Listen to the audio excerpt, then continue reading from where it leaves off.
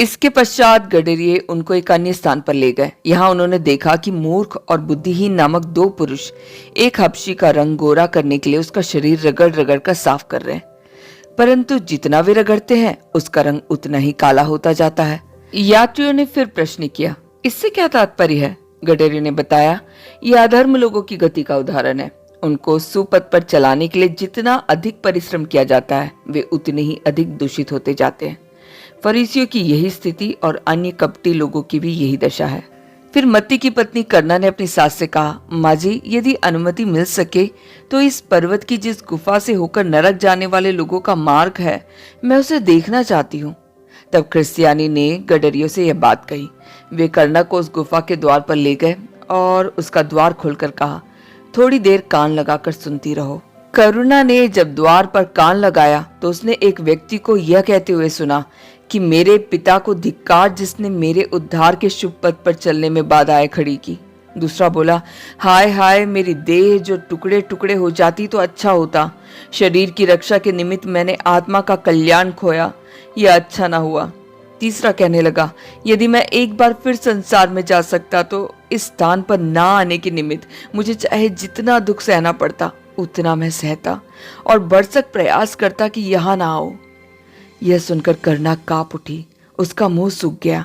वह वापस आकर कहने लगी, जो परमेश्वर की कृपा से इस भयंकर स्थान से बच जाए वह धन्य है। भोजन करते समय करना की दृष्टि भोजनालय में टंगे एक दर्पण पर पड़ी और उसने लजाते हुए गडरियों से वह दर्पण मांग लिया। यह दर्पण हजारों दर्पणों से उत्तम था।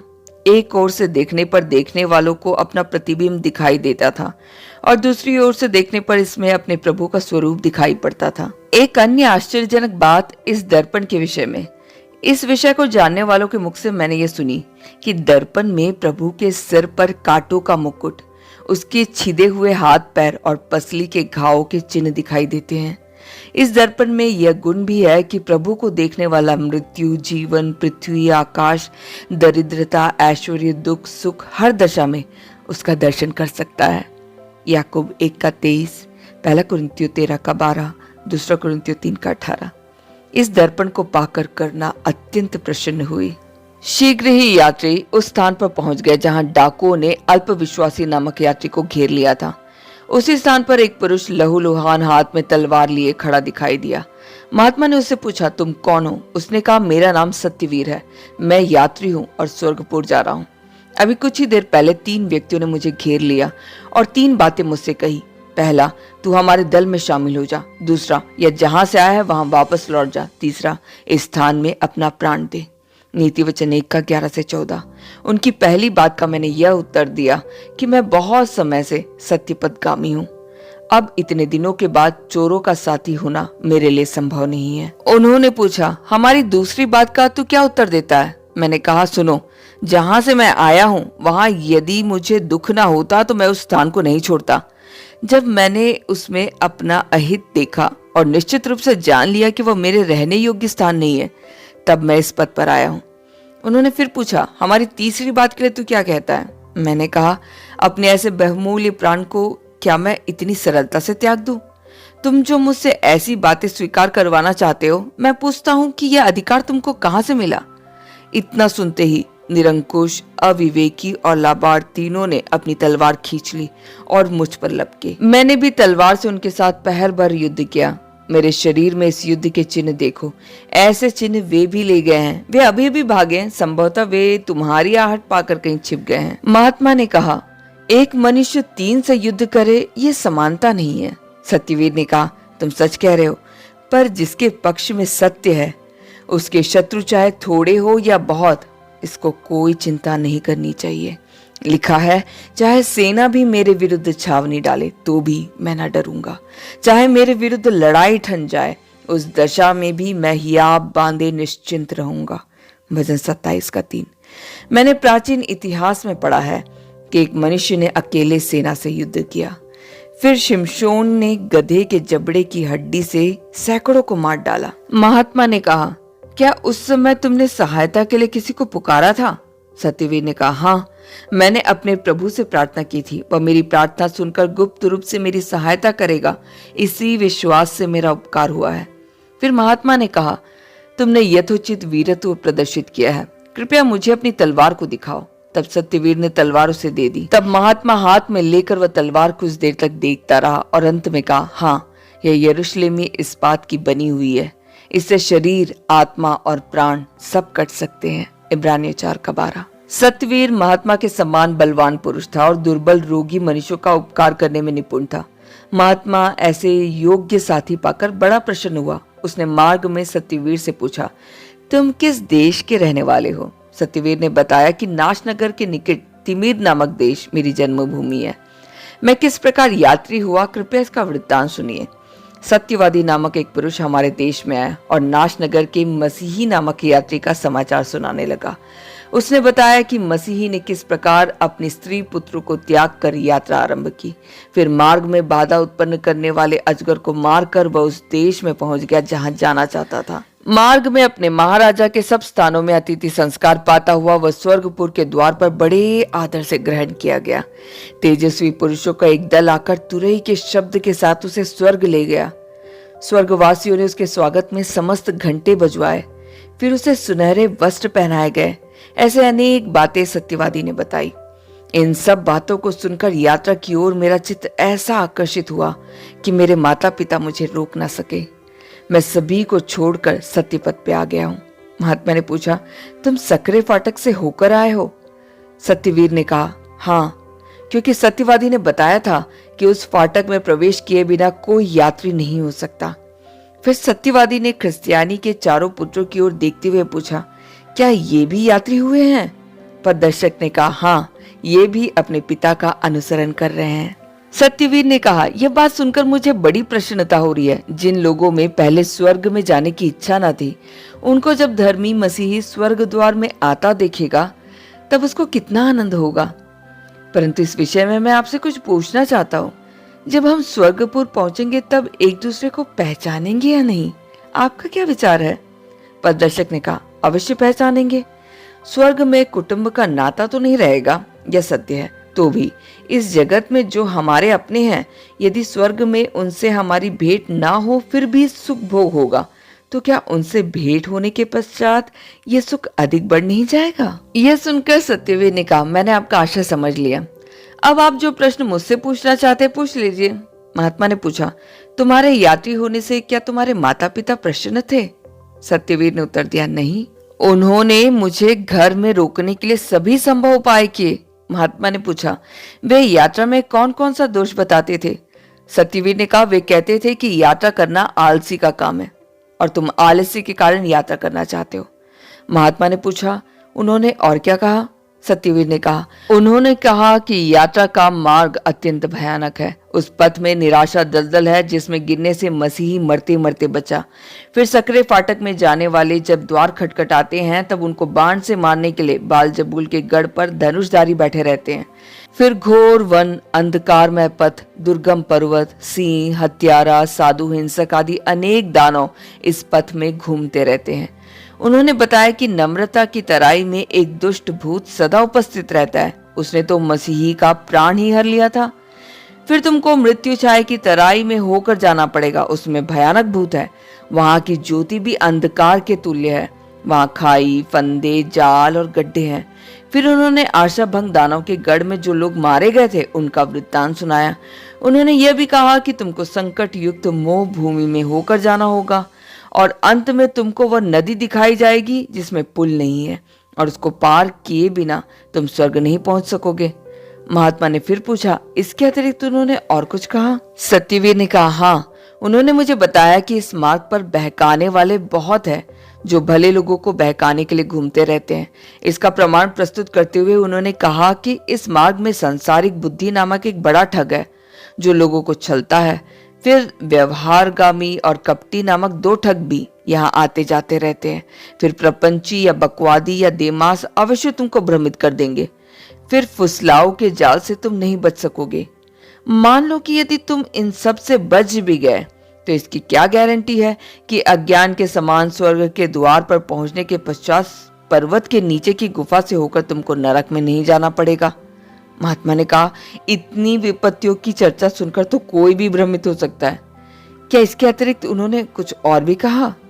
सत्यवीर ने बताया कि उन्होंने यह भी कहा कि बहुत से लोग स्वर्गीय ऐश्वर्य प्राप्त करने की चर्चा सुनकर उस ऐश्वर्य के लोभ से उस पद पर दूर तक चले गए, पर जब उनको कुछ न मिला तो अपने देश में वापस लौट आए और अपनी मूर्खता के कारण अपने देशवासियों के उपहास का पात्र बने। उन्होंने इसके प्रमाण में हठी, दुचिता, संदेह, भयभीत, मुंह फेरू, नास्तिक आदि के नाम प्रस्तुत किए। महात्मा ने पूछा, इतना सुनकर भी तुम्हारा हृदय नहीं डिगा? सत्यवीर ने कहा, नहीं, मैंने उन सब बातों को तुच्छ जाना। महात्मा ने प्रश्न किया, ऐसा क्यों? सत्यवीर ने कहा, उस सत्यवादी पर मेरा अटल विश्वास हो गया था। महात्मा बोला, तुम अपने विश्वास के द्वारा जयवंत हुए। सत्यवीर ने कहा, आपका कथन सत्य है। मैंने विश्वास के फलस्वरूप अपना घर छोड़ा, इस पद का प्रतीक हुआ और विश्वास द्वारा ही विरोधियों पर विजय प्राप्त करके यहाँ तक आ पहुंचा हूँ। इस प्रकार बातचीत करते हुए वो मोह भूमि में आ पहुंचे। वहां की वायु में यह गुण था कि इससे मनुष्यों को नींद आती थी। उस भूमि पर सर्वत्र कटीले वृक्ष थे, परंतु कहीं कहीं कुंज लगाए गए थे। उनमें बैठने या सो जाने से यात्रियों का फिर उठना या जागना संभव नहीं था। इस वन से होकर जाना इन यात्रियों को कठिन जान पड़ा। महात्मा उनका पथदर्शक आगे था और सत्यवीर सबसे पीछे था। थोड़ी दूर जाने पर अकस्मात ही उन पर घना कोहरा और अंधकार छा गया कि हाथ को हाथ नहीं सूझ रहा था। वे चलते चलते एक दूसरे का नाम पुकारते हुए बढ़ रहे थे। यह स्थान तो बलवानों तक के लिए कठिन था, दुर्बल अंतःकरण वालों की तो बात ही क्या। आगे का मार्ग कीचड़ के कारण फिसला हो गया था। इस कारण यात्री थकावट महसूस करने लगे। उसमें से कुछ कराहने लगे और कुछ हाफने लगे। इसी प्रकार कष्ट भोगते हुए वे कुछ दूर गए और वहां उनको एक कुंज दिखाई दिया। यह मनोहर कुंज था और लताओं से छाया हुआ था। इसमें पलंग और कोमल सेजे बिछी हुई थी। थके हुए यात्रियों के लुभाने के लिए यहाँ सभी प्रकार की सामग्रियां रखी हुई थी, परंतु इनमें से किसी ने वहां पर विश्राम करने की इच्छा प्रकट नहीं की, क्योंकि पथदर्शक उनको जो उपदेश और चेतावनी देता था उसको वे बड़े ध्यान से सुनते और उसका पालन करते थे। उस कुंज का नाम आलसियों का मित्र था।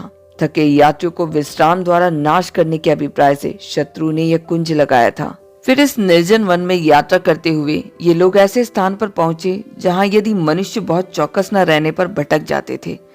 दिन में पथदर्शक मार्ग को सहज ही पहचान लेता था, पर उस समय अंधकार के कारण उसे भी संदेह होने लगा था।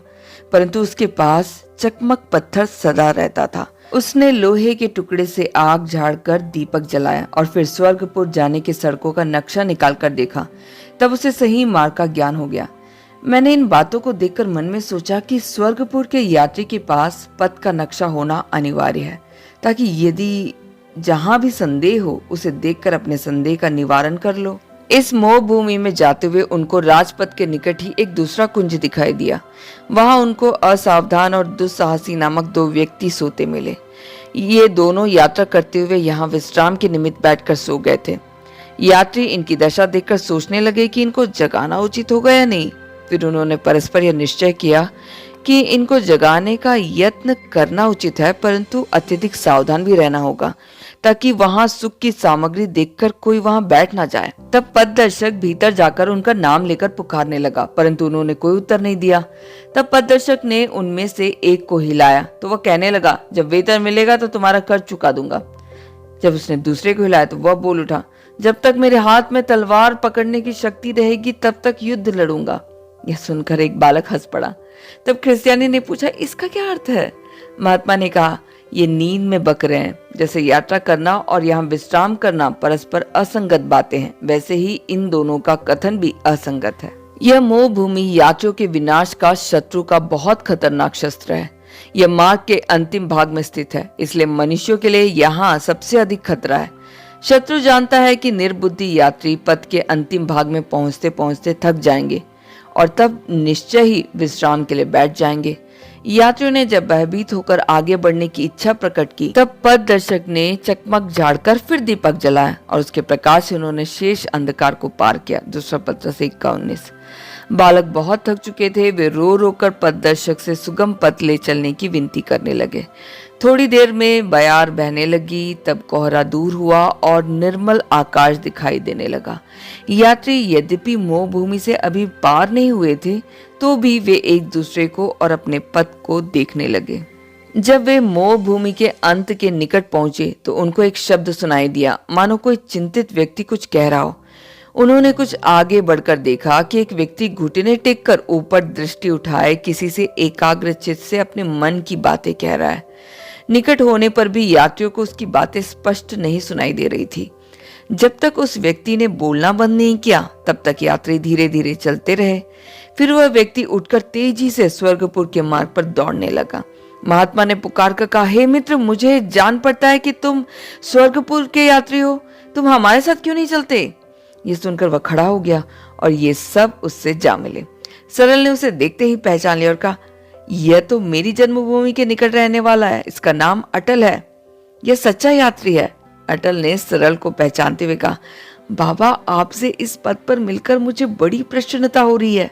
सरल ने कहा, तुमको घुटने टेक के देखकर मुझे भी बड़ी प्रसन्नता हुई है। अटल ने कुछ लजाते हुए कहा, यह देखकर तुमने क्या अनुमान लगाया? सरल बोला, यही कि यह कोई सज्जन यात्री है। इतने में सत्यवीर ने अटल से पूछा, हे भाई, तुमने घुटने किस लिए टेके थे? किसी विशेष अनुग्रह के लिए धन्यवाद कर रहे थे या कोई और कारण है? अटल ने कहा, देखो, यह मोह भूमि है, यह बड़ा खतरनाक स्थान है। बहुत से यात्री यहाँ तक पहुँचने के उपरांत भी इस स्थान की बाधा के कारण नष्ट हो चुके हैं। यहाँ जो लोग मरते हैं उनको मृत्यु में क्लेश नहीं होता। यह सुनकर सरल ने पूछा, तुमने कुंज में दो मनुष्यों को सोते देखा? अटल ने उत्तर दिया, हाँ देखा, और जान पड़ता है कि वे वहां पड़े पड़े सड़ जाएंगे। नीति वचन 10 का 7। परंतु पहले मेरी बात पूरी होने दो। मैं इन्हीं बातों को सोचता चला आ रहा था कि एक वृद्ध स्त्री ने जो सुंदर वस्त्र पहने हुए थी मुझसे भेंट की और अपना शरीर, धन और सेज तीनों वस्तुएं देने की इच्छा प्रकट की। मैं कंगाल हूँ, धन नाम मात्र को भी मेरे पास नहीं है। फिर उस समय मैं थका हुआ था और मेरी आंखों में नींद भरी हुई थी। मैंने जान लिया कि मेरी यह दशा जानकर वह डायन मेरी परीक्षा लेने आई है।